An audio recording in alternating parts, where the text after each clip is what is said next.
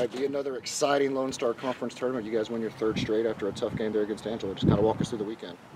Well, both games were pretty exciting. We ended up with Cameron in the first game, and they played really well, and as I expected them to, and went back and forth, and we were fortunate to get a big swing from Kylie Moore to kind of stretch it out, and then picked up an insurance run late, which ended up being the winning run. So that game was definitely entertaining and definitely a good battle for us. And then we come out Saturday in the championship game with Angelo, and it's a classic Angelo WT matchup. We've played 4 times this year, and now we've outscored them 5-3 in 4 games. That's kind of crazy in college softball today. But they came out, and Morgan Hill threw a great ball game for them, and Alexis Alfonso was throwing outstanding for us, and they picked up a run and tried to make it hold, and we get into the 7th inning, and kind of same scenario as last year.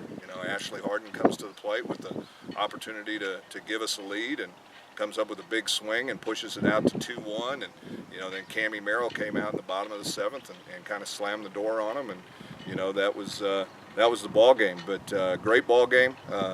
It's always great to hook up with Angelo and have those types of games, because it helps prepare us for what's ahead. How do playoff-like atmospheres, how do they set you up going forward into actual playoff baseball?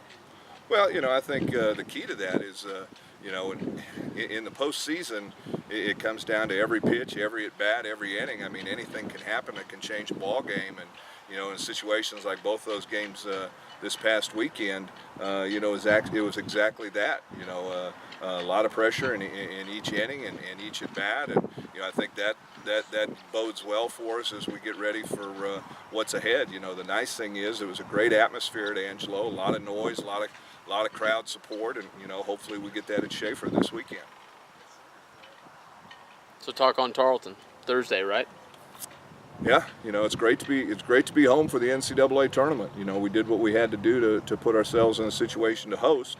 Now we have to prepare for a very good bracket. We open up with Tarleton State on Thursday. They beat us twice early in the year at their place, and we know they're going to come in and pitch the ball well and be a very solid opponent. So we have to prepare and make sure that we can continue to be offensive. Our pitchers are going to have to be prepared to keep it to be a close ball game and probably a low-scoring game. So it's playoff time. It's the grind, and it's time to make sure that we're hitting on all cylinders. On the other side, you got St. Mary's and Texas Women's, who both outstanding ball clubs. So I think it's going to be a great regional, and I think it's wide open.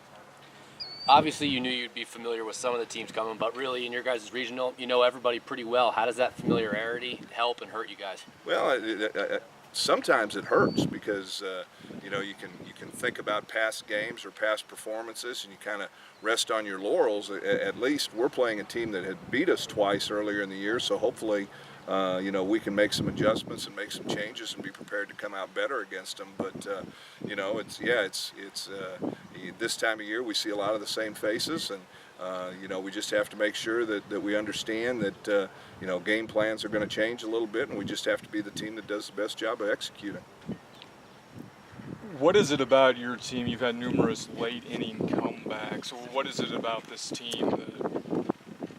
I think it's part of the WT softball brand. I think if you look at last year, we had a lot of late inning wins, and this year we've done the same. And I think it has a lot to do with our philosophy and how we teach the game and how we prepare to not give up.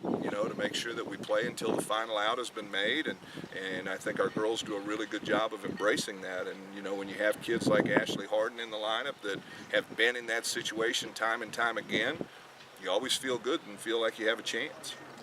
It never seems like, I think one game this year you were down like 5 runs going into the 7th, and it never seems like your team has any panic at all. No, they do a really good job, and they stay pretty even.